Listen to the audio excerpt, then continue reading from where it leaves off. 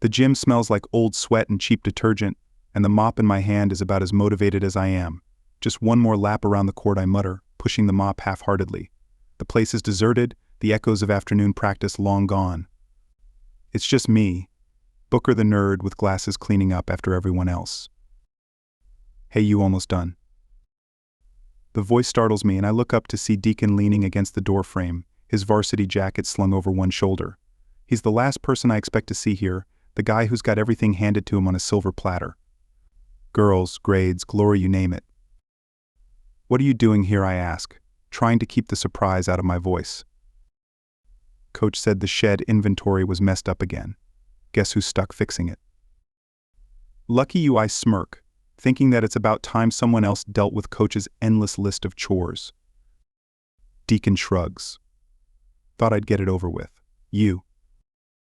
"Just finishing up," I reply, dunking the mop in the bucket. "Been a long day." "Tell me about it," he says, stepping inside the gym. He glances at the mop in my hand, then back at me. "Need a hand with that?" I blink. Did Deacon just offer to help? "Nah, I'm good. Just need to dump this in the closet." He nods, but there's something different in his expression. "Mind if I tag along? Gotta check the shed anyway." "Sure, whatever," I shrug, trying to play it cool, but inside I'm wondering what the hell is going on. We head out to the equipment shed together, the silence between us heavy, but not uncomfortable. I push the door open with my shoulder and step inside. It's dim, cramped with old gym mats, balls, and a weird smell that's probably coming from the pile of used jerseys in the corner. Deacon follows me in, pulling the door shut behind him. The latch clicks, but it's nothing to worry about, or so I think. "Let's get this over with," I say, grabbing a clipboard from the shelf. "You check the balls, I'll handle the mats." He nods, moving to the back of the shed. We work in silence for a few minutes, just the sound of shuffling equipment and the faint thud of balls being counted. But then, there's a noise outside, like someone's running past, and the door rattles as if it's been hit. We both freeze. "What was that?" I ask, my voice sharper than I intended. Deacon frowns, walking back to the door. He twists the handle and pushes. It doesn't budge. He tries again, harder this time, but the door stays shut. "Crap, it's locked," he mutters, his tone a mix of irritation and disbelief. "Locked," I repeat, setting the clipboard down. "How the hell did it get locked?" "No idea," he says, still jiggling the handle, "but we're not getting out this way." I swallow, glancing around the small, cluttered shed. It's starting to feel a lot smaller. So what now? He turns to me, his jaw set. "Now, we wait. Someone's got to notice we're missing eventually." "Yeah," I say, trying to ignore the tightness in my chest. "Eventually." We settle in, the reality of our situation sinking in. It's just me and Deacon, stuck in a shed with no way out. The mop in the corner seems like the least of my worries now. I lean against the wall, trying to get comfortable, but the cold concrete isn't exactly inviting. Deacon's pacing, his sneakers scuffing against the dusty floor. The silence stretches, thick and heavy, like we're both waiting for something to happen. "So any bright ideas?" I ask, trying to break the tension. He stops, looking at the door like he can will it open by staring hard enough. We could try yelling. Maybe someone will hear us. "Worth a shot," I say, though I'm not feeling too hopeful. This part of the gym is pretty isolated. "Hey," Deacon shouts, his voice booming in the small space. He slams a fist against the door for good measure. "Anybody out there?" I join in, pounding on the metal door, but the only response is the echo of our voices bouncing back at us. Deacon gives the door one last frustrated kick before stepping back, hands on his hips. "Great," he mutters, running a hand through his hair. "Locked in a shed like some bad sitcom." I can't help but chuckle at the absurdity of it. "Yeah, all we need now is for someone to walk in on us with a camera, and we've got ourselves a viral video." He smirks, finally breaking out of his irritation. Could be worse, I guess. How, I ask, raising an eyebrow. "We could be stuck in here with Coach," he says with a grin. "Good point," I laugh, the tension easing just a little. Deacon takes a seat on a stack of mats, finally giving up on the door. So, Booker, he starts, leaning back like he's settling in for a chat. How'd you end up doing all these chores anyway? You some kind of volunteer? Not exactly, I say, choosing my words carefully. It's more of a deal I made. Helps me stay out of trouble. Trouble, he looks genuinely surprised. You? Yeah, believe it or not, I've got a knack for getting on the wrong side of things. I keep it vague, not really wanting to dive into my less than stellar school history. Must be some serious trouble if it's got you scrubbing gym floors, he jokes, but there's an edge of curiosity in his voice. I shrug, trying to brush it off, just trying to keep a low profile. He studies me for a moment, like he's trying to figure out if I'm being straight with him. Then he nods, accepting it without pushing further. Fair enough. We lapse into silence again, but this time it's not as uncomfortable. Deacon pulls out his phone, probably to check the time, but his face falls when he sees the screen. No signal, he mutters, tossing the phone aside. Of course not, I say, almost laughing at the predictability of it. He leans back, staring at the ceiling. This is the first time in a while I've been stuck doing nothing. Kinda nice, actually. I raise an eyebrow. You call this nice? He grins. Hey, at least I'm not running laps or getting yelled at by coach. True, I concede. But I'd still rather be anywhere but here. Yeah, he agrees, his grin fading. Me too. There's something in his tone that makes me look at him closer. For a moment I see past the confident exterior, past the star athlete everyone knows. He's just as stuck as I am, maybe in more ways than one. Before I can think too much about it, Deacon stands up, brushing off his pants. Let's try the door again. Maybe we missed something. Sure, I say, getting up to help. We both know it's probably useless, but it's better than just sitting here waiting. We fiddle with the handle, push, pull, even try to pry it open with a rusted metal rod we find in the corner. But the door stays stubbornly shut, and our efforts only reinforce how trapped we are. After what feels like forever, Deacon steps back with a frustrated sigh. We're really not getting out of here, are we? I shake my head, feeling the weight of our situation. Not until someone comes looking. He runs a hand through his hair again, a nervous habit I've noticed. Guess we just wait, then. Looks like it, I say, leaning against the wall again. The reality of being stuck here with Deacon, of all people, starts to sink in. This isn't just some short inconvenience, it's the beginning of something I never saw coming. We sit in silence, the minutes dragging on like hours. Deacon's tapping his foot, the rhythm growing faster with each passing second. I can feel the tension building, like we're both waiting for anything to happen. It's weird, being this close to someone I've only ever seen from a distance, but right now it feels like the distance is shrinking, whether we like it or not. So Deacon finally says, breaking the silence, you read a lot, right? I glance at him, caught off guard by the question. Yeah, I guess. Why? He shrugs, trying to act casual. Just seems like you're always buried in a book or something. Helps pass the time, I reply, keeping my tone neutral. I'm not sure where he's going with this, but I'm curious enough to follow. Ever read anything? Interesting, he asks, his eyes flicking to mine before quickly looking away. Depends on what you mean by interesting, I say, leaning back against the wall. You don't strike me as the reading type. He grins a little sheepishly. Yeah, not really. But I've been thinking, maybe I'm missing out.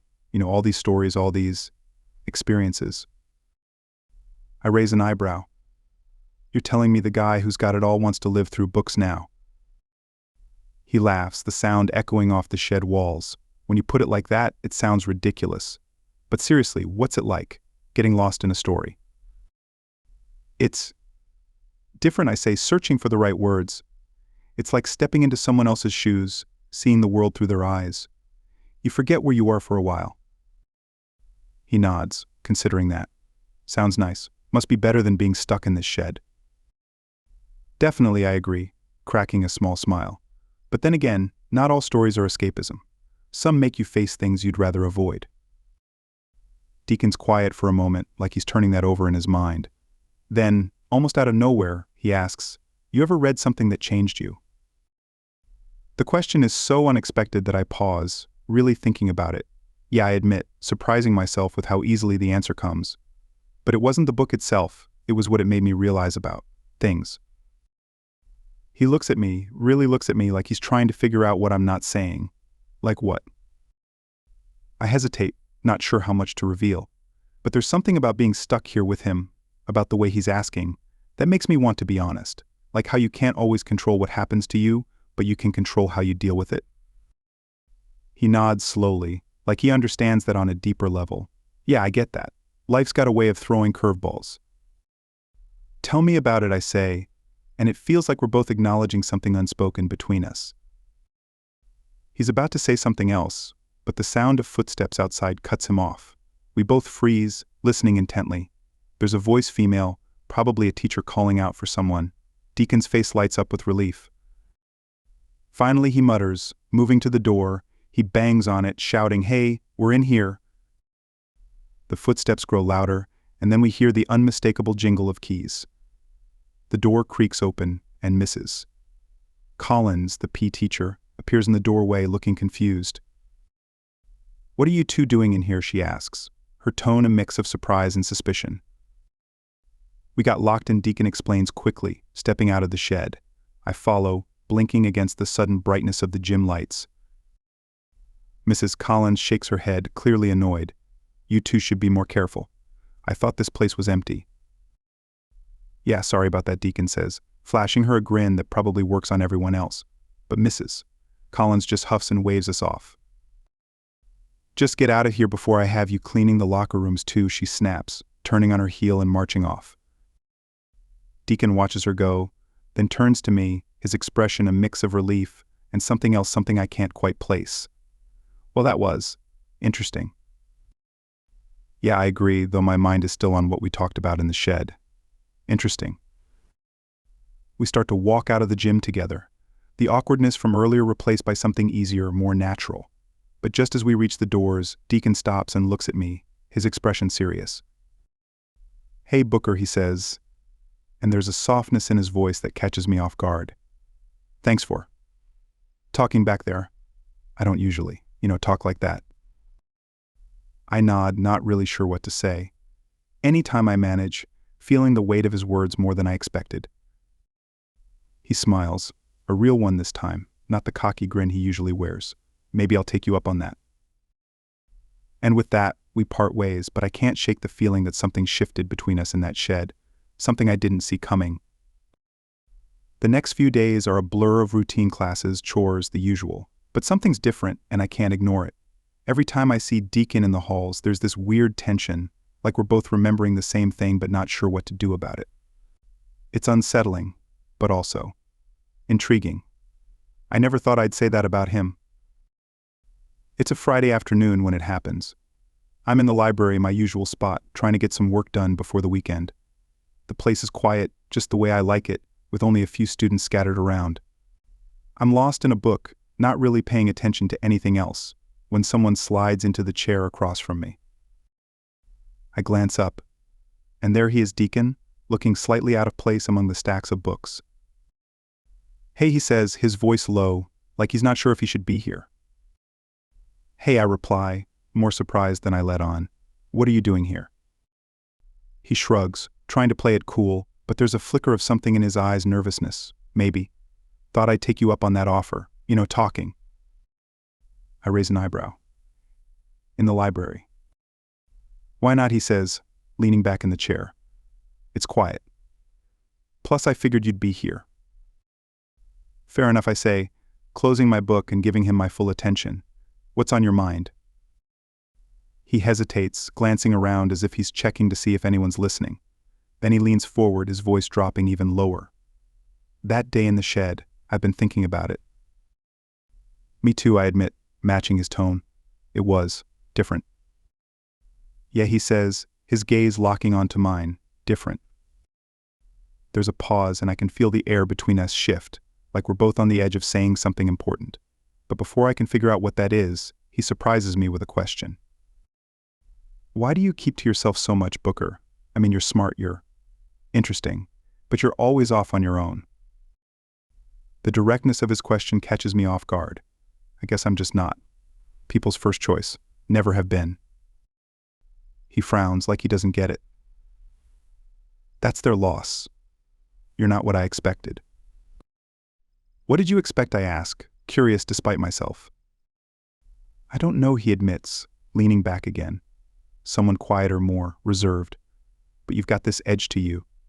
You don't just take crap from people. I scoff, shaking my head. If that's what you think, you don't know me as well as you think. I'm trying to, he says, his voice serious. That's why I'm here. There it is again, that vulnerability he lets slip in the shed. It's like he's trying to figure something out, and for some reason he thinks I'm the one who can help. It's unsettling, but also, it makes me feel seen in a way I'm not used to. Look, he continues, glancing around again. I'm not great at this kind of thing, but I meant what I said. Talking to you was different. I don't usually talk to people like that. Like what I ask, pushing for more. Like, honest. Real, he says, meeting my eyes again. And I've been thinking maybe I've been missing out on that.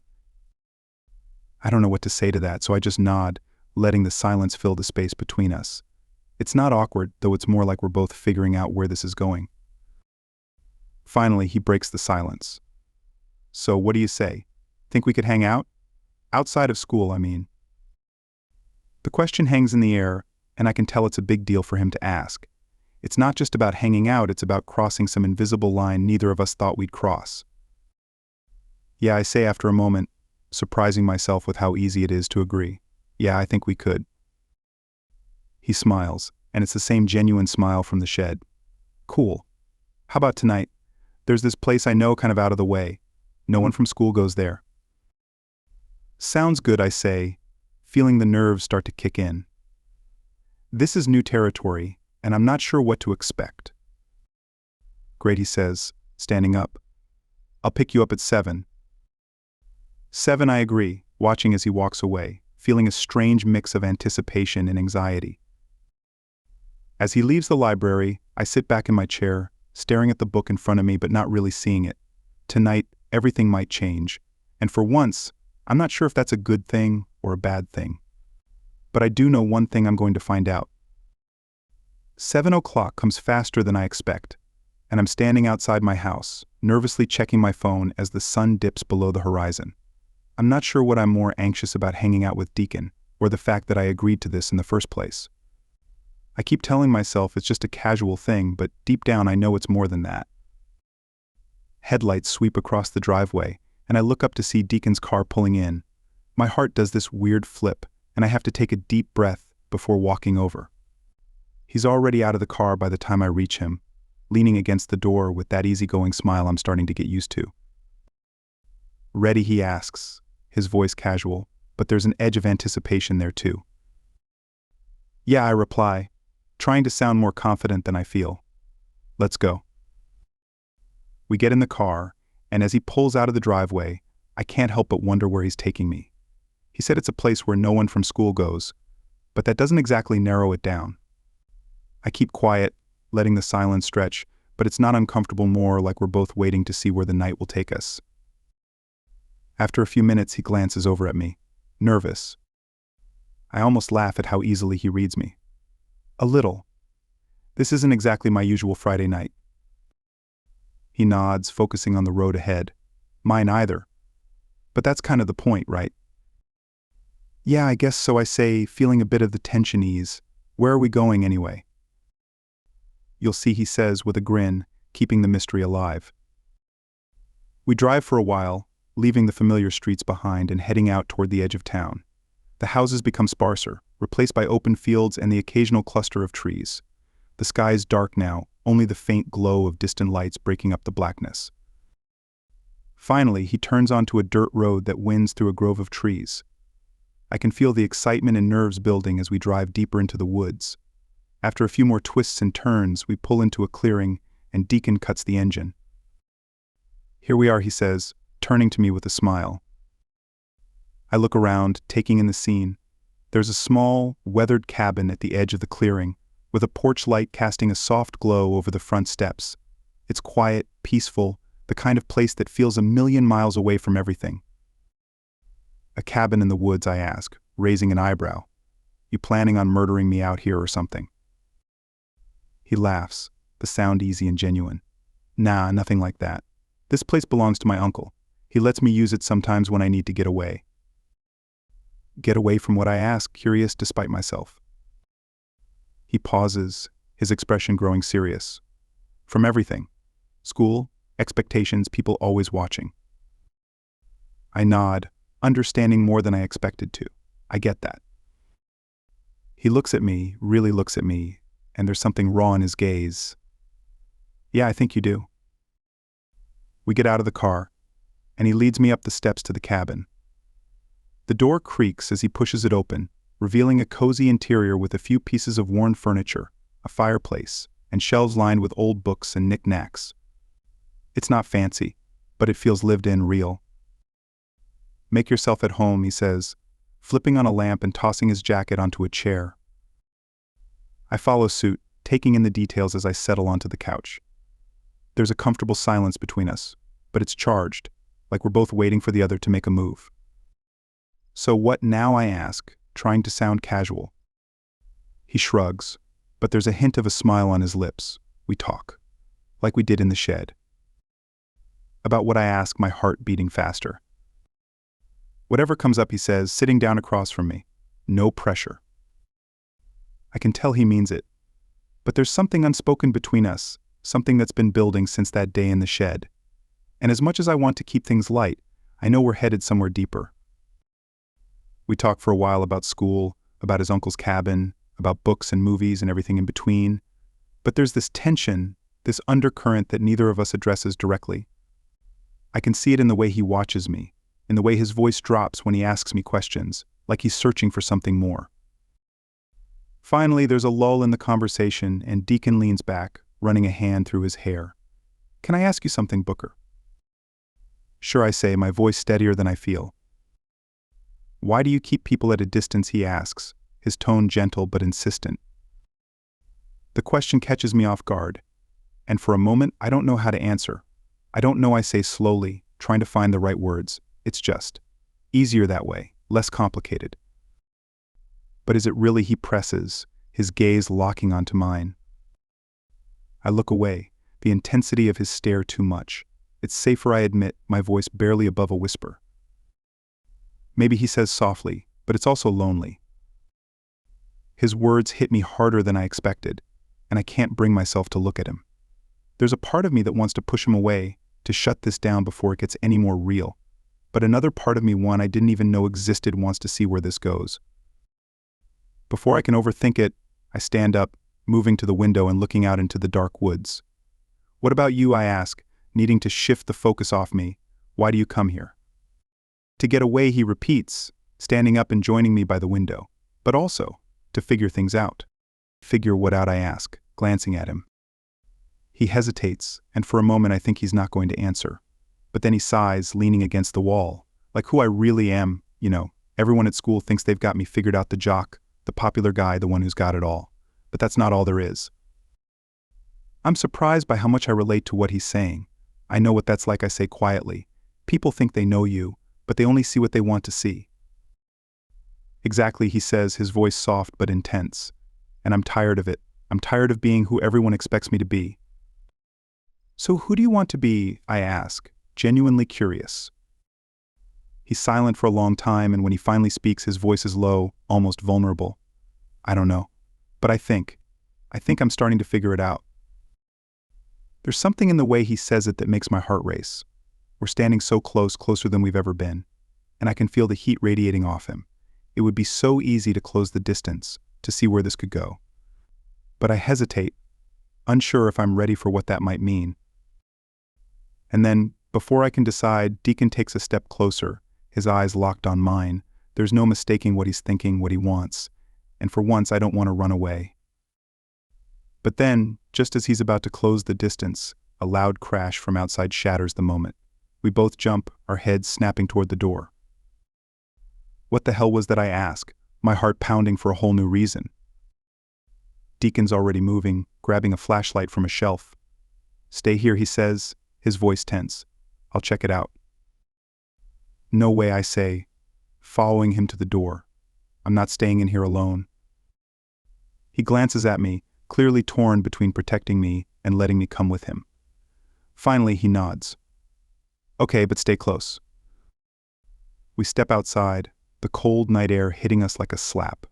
The darkness is thick, pressing in on all sides, and the only sound is the crunch of leaves under our feet. Deacon shines the flashlight around, searching for the source of the noise. And then we see it a shadow moving near the edge of the clearing. My blood runs cold as I realize it's not just an animal. There's someone out there. Deacon, I whisper, my voice shaking. What do we do?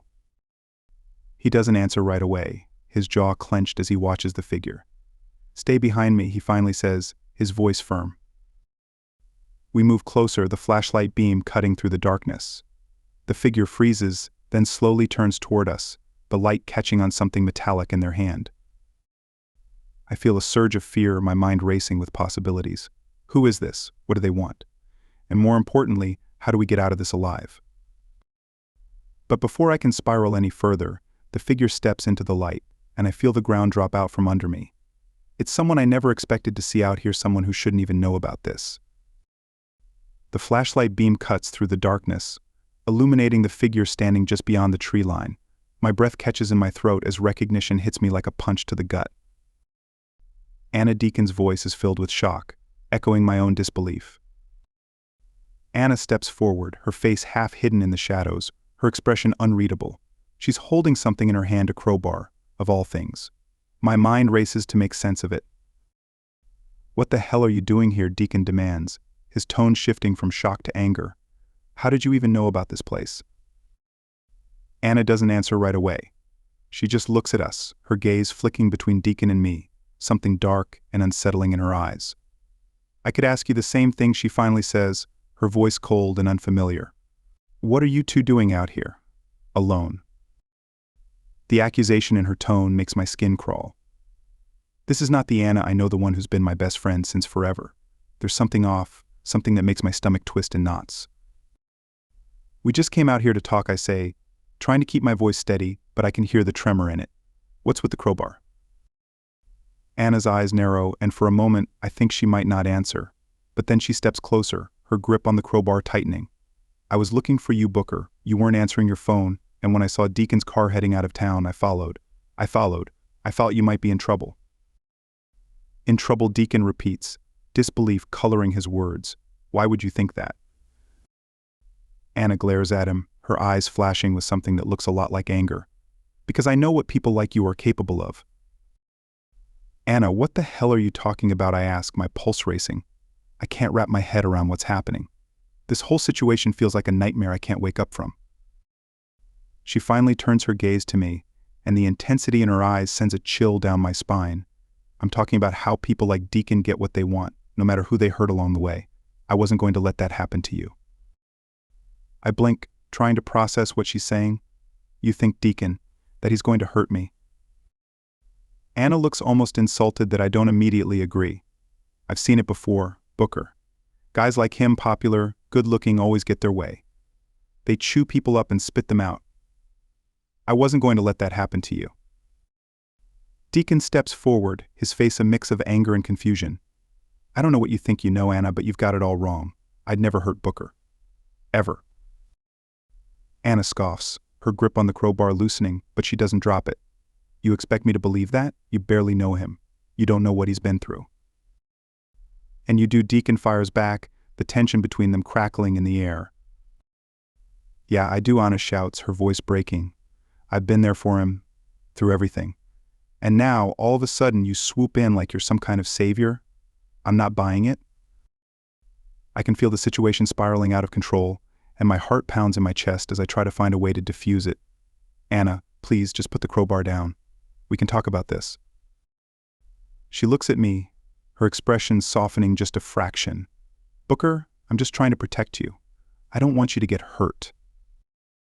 I know, I say, stepping closer, my voice as calm as I can make it. But this isn't the way. Deacon's not the enemy here. He's different. Different, Anna repeats, her voice filled with doubt. Yeah, I say, glancing at Deacon, who's watching me with a mix of relief and something else, something that makes my heart skip a beat. He's not what you think. We're just trying to figure things out. Anna's eyes dart between us, and for a moment I think she might lower the crowbar. But then she shakes her head, her expression hardening again. No, this isn't right. Booker, you don't see it now, but you will. People like him, they always hurt you in the end. Before I can respond, Deacon steps forward, his voice firm but calm. Anna, I don't know what you've been through, but I'm not going to hurt Booker. I care about him, and I think he cares about me too. The words hang in the air, heavy and loaded with meaning. Anna's face pales, and for the first time I see uncertainty in her eyes. You care about him, she whispers, the crowbar slipping from her grasp and clattering to the ground. Deacon nods, his gaze never leaving mine. Yeah, I do, and I'm not going to let anything happen to him. The tension in the air shifts, and I can feel the weight of everything that's been left unsaid pressing down on all of us.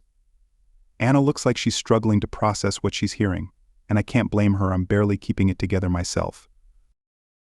But before anyone can say anything else, the distant sound of a car engine cuts through the silence. Headlights appear in the distance, getting closer by the second. Anna stiffens, her eyes widening in alarm. Who's that, I ask, my voice filled with dread. Anna shakes her head, her face paling even more. I don't know. No one else should be out here. Deacon's face hardens, and he grabs my arm, pulling me back toward the cabin. We need to get inside. Now. But what about I start? But Deacon cuts me off. Now, Booker, he insists, his voice leaving no room for argument. We scramble back into the cabin, slamming the door shut just as the car pulls into the clearing. The headlights flood the windows, casting long shadows across the room. Deacon pulls me down behind the couch, motioning for Anna to stay quiet. We sit there, huddled in the dark, listening as the car door opens and footsteps crunch across the gravel. My heart is pounding so hard I'm sure they can hear it outside. Who could it be, and why are they here? The footsteps stop right outside the door, and we hold our breath as a shadow falls across the window. Then, a voice deep and rough calls out. Deacon, I know you're in there. Come out, and let's have a little chat. The voice sends a chill down my spine, and I see Deacon's face go pale. He knows who it is, and whoever they are, they're not here for a friendly visit. Stay here, Deacon whispers, his eyes locking onto mine with a look of determination that makes my heart ache. No matter what happens, don't come out. Deacon, no, I whisper back, fear gripping me. You don't have to do this. I do, he says, his voice firm but filled with something else, something that scares me. This is my mess, and I'm going to clean it up. Before I can stop him, he stands up, moving toward the door. I grab his arm, desperation in my voice. Deacon, please. He pauses, looking down at me with a soft expression that makes my heart break. I'll be okay, Booker. Just trust me. And then he pulls away, opening the door and stepping out into the night, leaving me and Anna behind in the darkness, praying that whatever's about to happen doesn't tear everything apart. The door clicks shut behind Deacon, and I'm left in the cabin with Anna, the air thick with tension. My heart pounds in my chest as I crawl to the window, careful to stay low, and peek through a gap in the curtain. The headlights outside cast long, eerie shadows across the clearing, and I can barely make out the figures standing near the car. Deacon is face to face with a man I don't recognize, tall, broad-shouldered, and intimidating. Even from this distance, I can sense the tension between them. The man's voice is low and rough, like gravel, but I can't make out the words. Whatever he's saying, it's not good. Who is that, I whisper to Anna, who's crouched beside me, her face pale and drawn. That's Rick, she says, her voice trembling. He's bad news, Booker, real bad. He's the kind of guy who gets what he wants, no matter who he has to hurt. My stomach twists with anxiety. Why is he here?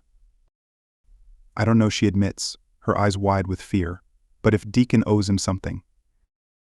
She doesn't finish the sentence, but she doesn't have to. I can fill in the blanks myself. My mind races, trying to piece together what little I know. Deacon never mentioned anything about a guy like Rick, but the look on his face when he walked out there. He knew exactly who he was dealing with. I watch as Rick steps closer to Deacon, his body language aggressive. Deacon stands his ground, but I can see the tension in his shoulders, the way his fists are clenched at his sides. They exchange a few more words, and then Rick does something that makes my blood run cold. He reaches into his jacket and pulls out something small and shiny. A knife. Jesus, I breathe, my heart leaping into my throat. Anna, he's got a knife. Anna's eyes widen in panic. We have to do something. But what can we do? We're unarmed, trapped in a cabin in the middle of nowhere, facing a man who looks like he wouldn't hesitate to use that knife if it came to it. My mind races, trying to think of a way out, a way to help Deacon without getting ourselves killed. I'm going out there, I say, the words out of my mouth before I've even fully processed them. Are you insane? Anna hisses, grabbing my arm. He'll kill you. I can't just sit here and do nothing, I argue, pulling free. I can't let Deacon face that guy alone. Booker, please, she begs, her voice trembling. If you go out there, you might never come back. I look at her, seeing the fear in her eyes, the same fear that's gnawing at my insides. But there's something stronger pushing me forward, a need to protect Deacon, to stop this from spiraling into something we can't come back from. I have to try, I say, my voice steadier than I feel. If I don't, I'll never forgive myself. Before Anna can stop me, I move to the door, taking a deep breath to steady my nerves. My hand is on the doorknob, but I hesitate, fear gripping me for just a moment. Then I hear Deacon's voice outside, sharp and defiant, and it pushes me forward. I step out into the clearing, the cold night air biting at my skin. Rick's head snaps in my direction, his eyes narrowing as he sees me approach. Deacon turns too, and the look on his face, equal parts shock and fear, almost makes me stop in my tracks. Booker, get back inside, Deacon orders, his voice tense with a mixture of anger and desperation. I'm not leaving you out here, I say, walking toward them, trying to keep my voice steady even as my heart races. Rick's eyes flick between us, and he lets out a low, mocking laugh. Well, what do we have here? The bookworm's got some guts after all. Rick, this has nothing to do with him, Deacon snaps, stepping in front of me like a shield. Leave him out of this. Doesn't look like he wants to be left out, Rick says with a smirk, his grip on the knife tightening. But that's fine. The more, the merrier. Rick, stop, Deacon says, his voice hardening. This is between you and me. Leave Booker alone. Why should I? Rick taunts, taking a step closer. Maybe your little friend here could use a lesson in minding his own business. Fear spikes through me, but I force myself to stand my ground. What do you want, Rick? Why are you here? Rick's eyes gleam with something dark, something dangerous. Deacon here owes me a favor, a big one, and he hasn't paid up yet. What kind of favor, I ask, trying to buy time, trying to keep him talking. Rick's smile widens, and it sends a shiver down my spine. The kind that gets people hurt if it's not repaid. Deacon tenses, his fists clenched so tightly I can see the tendons in his hands standing out. I told you I'm working on it. Working on it, Rick sneers. Not good enough. I need results, and I need them now. You'll get what you're owed, Deacon says, his voice low and dangerous. But you're not laying a hand on Booker. Rick laughs again, but this time there's no humor in it. You think you can protect him, you can't even protect yourself. My pulse races, panic clawing at my throat, but I force myself to speak. Look, whatever Deacon owes you, I'm sure we can figure something out. Let's talk about this. Rick's gaze sharpens, and for a moment, I think he's considering it. But then he shakes his head, his expression hardening. No more talking. It's time to pay up. He lunges forward, the knife flashing in the dim light, and Deacon moves faster than I've ever seen, stepping between me and Rick. The next few seconds blur together a struggle, the sound of grunts and scuffling feet, and then the horrible realization that Rick has the upper hand. Deacon, I shout, terror flooding my veins as I see Rick pin Deacon against the side of the car, the knife pressed against his throat. Stop, Anna's voice rings out from behind me, and we both turn to see her standing at the edge of the clearing, holding a heavy branch like a bat. Her face is pale, her hands shaking, but there's a fire in her eyes I've never seen before. Rick hesitates, clearly not expecting this. What the hell? Let him go, Anna demands, her voice trembling but firm. Or I swear to God I'll break your head open. For a moment, everything hangs in the balance. Rick glances between us, weighing his options, and I can see the wheels turning in his mind. Then, slowly he lowers the knife, stepping back from Deacon. This isn't over, Rick snarls, pointing the knife at Deacon. You owe me. and I always collect. Deacon doesn't say anything, his chest heaving with the effort to keep himself in check. Rick turns and strides back to his car, getting in and slamming the door. The engine roars to life, and then, with a spray of gravel, he's gone, the headlights disappearing into the night. The silence that follows is deafening. My legs feel like they're about to give out, but I force myself to stay upright, my eyes locked on Deacon. He's breathing hard, his hands trembling as he pushes himself away from the car. "Deacon," I whisper, my voice shaky. "Are you okay?" He nods, but there's something haunted in his eyes, something that makes my heart ache. "Yeah," he says, his voice rough. "I'm fine." Anna drops the branch, her face pale as she rushes over to us. "I'm so sorry," she says, her voice breaking. I didn't know it was this bad." Deacon shakes his head, his expression softening just a little. "It's not your fault, Anna. None of this is." I step closer, reaching out to touch his arm, needing to feel that he's really okay. "What happens now?" Deacon looks at me, his gaze filled with a mix of relief and something else, something deep and intense. "Now, we figure this out. Together." For the first time, I feel like we're truly in this together, the three of us standing in the clearing, bound by something stronger than fear, something that might just get us through whatever comes next. The drive back from the cabin is quiet, but it's not the uncomfortable silence of before. It's more like we're all processing what just happened, trying to make sense of it. Deacon's driving, his knuckles white as he grips the steering wheel, his eyes fixed on the road ahead. Anna's in the back seat, her gaze distant, lost in thought. I'm sitting in the passenger seat, the events of the night replaying in my mind like a bad movie. The tension from earlier has shifted into something else, something almost fragile. I keep stealing glances at Deacon, trying to gauge what he's thinking, but his expression is unreadable, his jaw clenched tight. The weight of what we just went through hangs heavy in the air, but there's also a strange sense of relief. We made it out. We're still here. Finally, I break the silence, my voice soft but steady. "Deacon, what happens now?" He doesn't answer right away, his focus still on the road. But after a long pause, he sighs, his shoulders slumping just a little. "I don't know," he admits, his voice low. "Rick's not going to just let this go. He'll come back. And when he does..." He trails off, the unspoken threat hanging between us. I swallow hard, my mind racing with possibilities, none of them good. Is there any way to stop him? To make him back off? Deacon shakes his head, frustration clear in his expression. Rick doesn't back off. He only stops when he gets what he wants. Which is what? Exactly, I ask, trying to piece together the puzzle. What does he want from you? Deacon's hands tighten on the wheel, his jaw working as he struggles to find the words. It's complicated. I owe him, and he's been calling in that debt for a while now. I've been trying to keep him at bay, but it's never enough. What does he want? Anna asks from the back seat, her voice small, scared. Deacon glances at her in the rearview mirror, his expression softening slightly. Money, power, control, he's been pressuring me to help him with.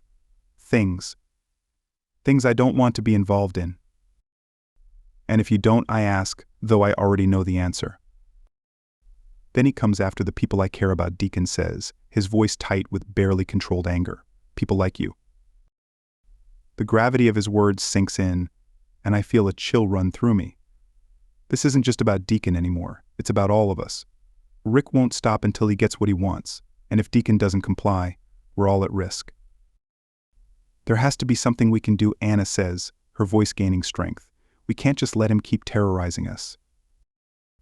Deacon's silence speaks volumes, but I refuse to accept that there's no way out. We'll figure it out, I say, more to reassure myself than anyone else. We have to. Deacon pulls into the driveway of my house, cutting the engine. The three of us sit there for a moment, the car filled with the sound of our breathing. Finally, Deacon turns to me, his eyes heavy with something that looks like regret. Booker, I'm sorry, he says quietly, for dragging you into this, for putting you in danger. I shake my head, refusing to let him take the blame. You didn't drag me into anything, Deacon. I chose to be here. I'm not leaving you to deal with this alone. He looks at me for a long moment, like he's trying to decide whether to argue, but then he just nods, a small, grateful smile tugging at his lips. Thanks, he says, and it feels like that single word carries the weight of everything he's been holding back.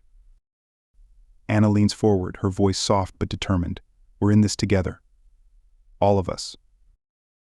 Deacon looks between us, and I can see the resolve hardening in his expression. Yeah, he says finally. Together. We get out of the car, the cold night air hitting us as we stand in my driveway. There's a sense of finality, like we've crossed a line we can't go back from. But there's also a sense of unity, a bond that wasn't there before. We're in this now, and we'll face whatever comes next as a team. As we walk toward my front door, Deacon grabs my arm, stopping me just before we reach the porch. Booker, he says, his voice low, about what I said earlier, about caring. I meant it. I meet his gaze, my heart pounding in my chest. I know I say, and I realize I mean it too, me too. There's a moment of understanding between us, a quiet acknowledgement of everything that's changed. Then he lets go of my arm, stepping back with a small smile. I'll see you tomorrow. Yeah, I say, returning the smile. Tomorrow. Anna gives me a quick hug, her arms tight around me like she's afraid to let go.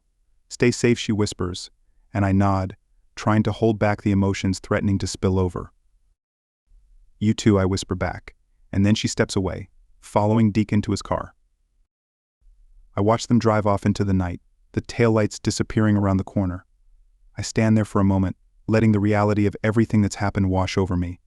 This isn't over, not by a long shot. But for the first time, I feel like we have a chance. I turn and walk into my house, the door closing softly behind me. The night is far from over, but as I sit down on my bed, staring out the window at the darkened street, I know one thing for sure: I'm not facing this alone. Not anymore. The next morning, the weight of everything that happened the night before settles over me like a heavy fog. I can't shake the images: the knife in Rick's hand, Deacon's tense expression, Anna's fear. It all feels too real, too close. I spend most of the morning in a daze, my mind replaying the events over and over. By the time the afternoon rolls around, I can't stand being cooped up in the house any longer. I need to see Deacon to talk about what we're going to do next. I send him a quick text: we need to talk. Meet at the park.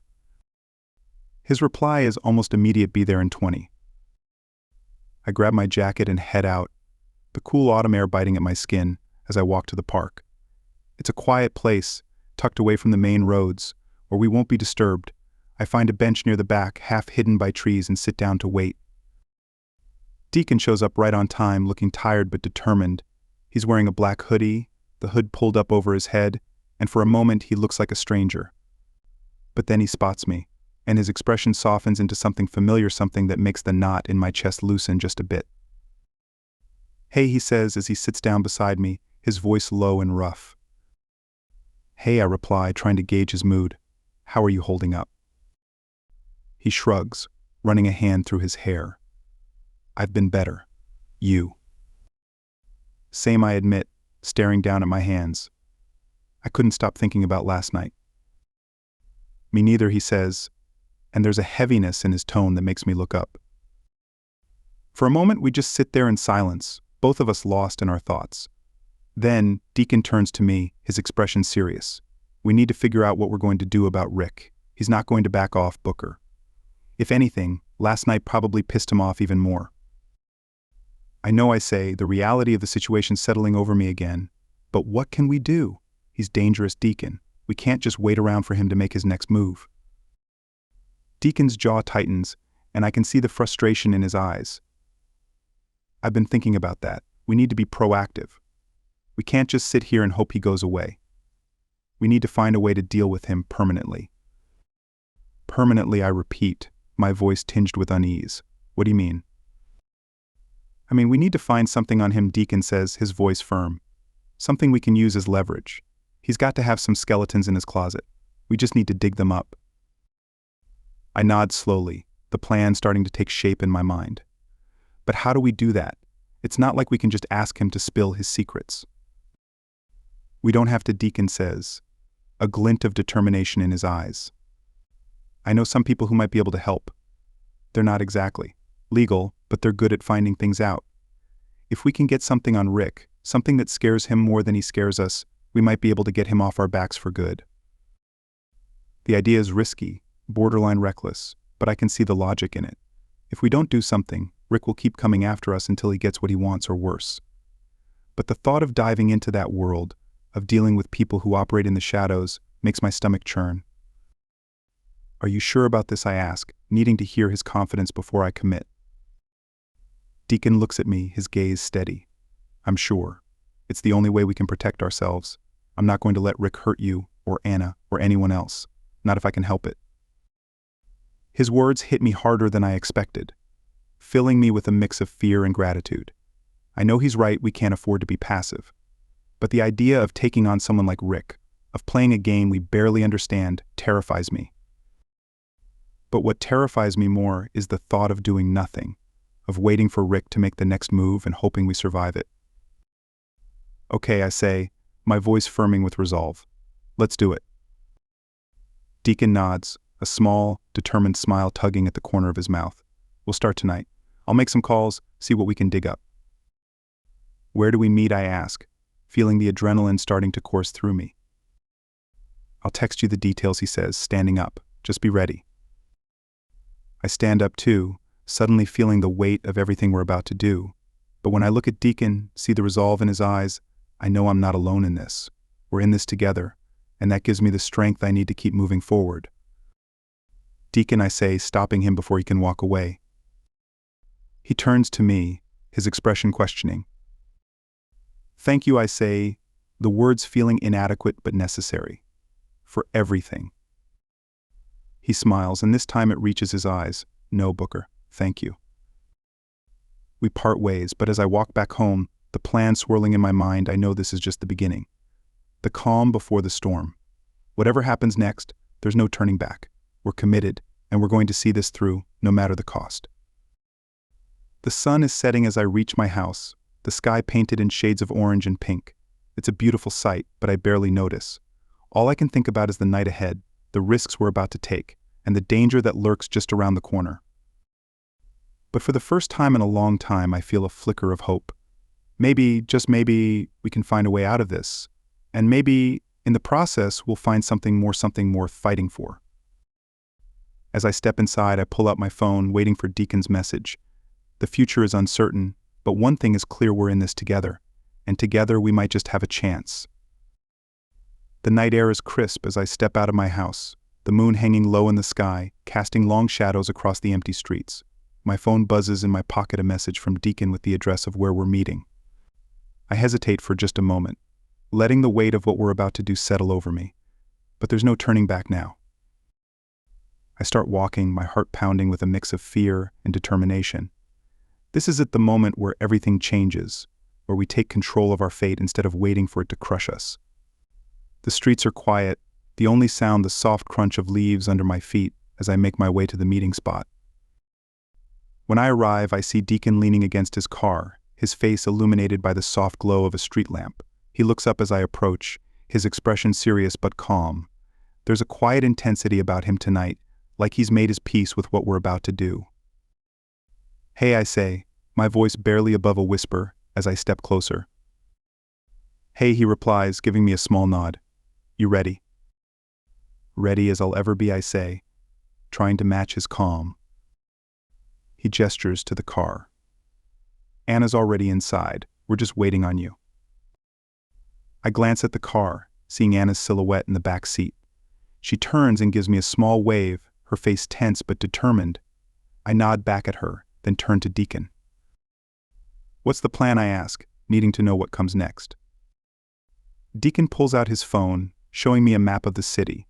He points to a spot near the outskirts, an old warehouse district that's been abandoned for years. Rick's been using one of these warehouses for his operations. My contact gave me the address. We're going there tonight to find anything we can use against him. I take a deep breath, letting the plan sink in. It's risky, dangerous, but it's the only shot we have. And what if Rick shows up? Deacon's jaw tightens, and he meets my gaze with a steely resolve. Then we deal with him, together. I nod, knowing there's no other option. We're committed, and we're going to see this through, no matter what. Let's do this, I say, my voice firmer than I feel. Deacon opens the car door, and I slide into the passenger seat. Anna leans forward from the back, her eyes wide with a mixture of fear and determination. "Are we really doing this?" she asks, her voice trembling slightly. "Yeah," Deacon says as he starts the car. "We are. But remember, we stick together. No one goes off on their own. We get in, we find what we need, and we get out, quick and clean." Anna nods, and I can see the resolve hardening in her expression. She's scared, we all are, but she's not backing down. The drive to the warehouse district is tense, the silence in the car heavy with unspoken fears and doubts. My mind races with all the things that could go wrong, but I force myself to focus on the plan. This is our only shot, and we can't afford to mess it up. When we arrive, Deacon parks the car a few blocks away, out of sight. We get out, the three of us moving quietly through the shadows, the old warehouses looming like dark giants against the night sky. Deacon leads the way, his movements careful and precise. We reach the warehouse his contact told him about, and I can feel my heart pounding in my chest as we approach the entrance. The door is slightly ajar, and Deacon gives us a quick nod before pushing it open, motioning for us to follow. Inside, the warehouse is dark and cold, the air thick with the smell of dust and decay. We stick close together, moving through the shadows as Deacon scans the area with a flashlight. The place is filled with crates and old machinery, a labyrinth of rust and shadows. Over here, Deacon whispers, his voice barely audible, as he leads us toward the back of the warehouse. We find a small office, the door hanging off its hinges. Inside, there's a desk covered in papers, a few old filing cabinets, and a safe tucked into the corner. Deacon moves to the safe, pulling out a small toolkit from his jacket. "Keep watch," he says as he starts working on the safe's lock. Anna and I stand by the door, our eyes scanning the darkened warehouse for any sign of movement. My nerves are on edge, every creak and groan of the old building making my heart race. After what feels like an eternity, there's a soft click, and Deacon opens the safe. Inside there are stacks of cash, a few small bags of what I can only assume are drugs, and a folder stuffed with papers. "This is it," Deacon says, pulling out the folder and flipping through it quickly. "This is what we need." "What is it?" I ask, moving closer to see. "Proof," Deacon says, his voice filled with a mix of relief and triumph. "Bank statements, transactions, everything we need to tie Rick to some serious crimes. We can use this to get him off our backs for good." Anna lets out a shaky breath, her tension easing just a bit. "We did it." "Yeah," Deacon says, his eyes meeting mine with a look of determination. "But we're not done yet. We need to get out of here and make sure this information gets to the right people." We move quickly, stuffing the papers into a backpack and heading back toward the entrance. My heart pounds as we make our way through the darkened warehouse, the tension rising with every step. But just as we reach the door, a shadow steps out from behind a stack of crates, blocking our path. My blood runs cold as Rick's face comes into view, his expression twisted with anger and something darker. "Going somewhere," he sneers, his voice low and dangerous. We freeze, the weight of the situation crashing down on us. Rick's not alone, two of his men step out from the shadows, their faces cold and hard. Deacon steps forward, his body tense but defiant. "It's over, Rick. We have what we need to take you down." Rick's smile is cruel, and he shakes his head slowly. "You really think I'm going to let you walk out of here with that?" Deacon doesn't flinch. "We're leaving, and you're not going to stop us." For a moment, everything is still, the tension so thick it's suffocating. Then, with a sudden burst of movement, Rick lunges at Deacon, and chaos erupts. Deacon shoves the backpack into my hands, yelling, "Run, Booker, get out of here." But I can't leave him. Not now. I turn to help, but Anna grabs my arm, her eyes wide with fear. "We have to go, Booker. Now." Before I can argue, she pulls me toward the door, and we run, the sound of the struggle echoing behind us. My heart is racing, every instinct screaming at me to turn back, to help Deacon, but Anna's grip is firm, her voice desperate. "Come on. We have to go." We burst out of the warehouse and into the night, the cold air hitting us like a shock. We don't stop, don't look back, just run as fast as we can through the darkened streets. My mind is a blur, filled with images of Deacon fighting for his life, of Rick's twisted smile, of the danger that still looms over us. We reach the car, and Anna shoves me into the passenger seat before jumping behind the wheel. The engine roars to life, and we peel out of the parking lot, the tires screeching as we speed away. My hands are shaking as I clutch the backpack to my chest, the weight of the papers inside feeling like a ticking time bomb. But all I can think about is Deacon, where he is, if he's okay, if we'll ever see him again. Booker Anna's voice breaks through my panic, her tone urgent. We have to go to the police, now. I nod, my throat too tight to speak. I know she's right, but the thought of facing this without Deacon by our side is almost too much to bear. Anna drives like a mad woman, her focus razor-sharp as we speed toward the nearest police station. My mind is racing, trying to come up with a plan, trying to figure out what to do next, but all I can think about is Deacon, his determination, his courage, and the fact that he stayed behind to give us a chance. We pull up to the police station, and Anna slams on the brakes, the car screeching to a stop. We jump out, rushing inside, the backpack clutched tightly in my hands. The next few hours blur together in a whirlwind of questions, paperwork, and tense conversations. We hand over the evidence, telling the officers everything about Rick, about the warehouse, about Deacon. I keep expecting Deacon to walk through the door, to join us, to tell us that everything's going to be okay, but he doesn't. It's late by the time we're finally allowed to leave, the sun just starting to rise over the horizon. Anna and I stand outside the station, exhausted and drained, the weight of the night pressing down on us. We did it, Anna says, her voice quiet, but there's no triumph in it. We actually did it. Yeah, I say, my voice hollow, but at what cost? We stand there for a moment, the reality of what we've been through sinking in. Then, just as we're about to leave, a car pulls up to the curb, and my heart leaps into my throat. Deacon steps out, bruised and battered but alive, and I feel a wave of relief so powerful it nearly knocks me over. He limps toward us, a small, tired smile on his face, and I rush forward, pulling him into a tight hug. I thought I start, but my voice breaks. I'm okay, he says, his voice rough but steady. It's over, Booker. We did it. Anna joins the hug, and for a moment we just stand there, holding on to each other, the weight of the night slowly lifting. As the sun rises, casting a warm glow over the city, I realize that everything has changed. We're not the same people we were yesterday. We're stronger, closer, more determined than ever. And as we stand there, the three of us, I know that no matter what comes next, we'll face it together.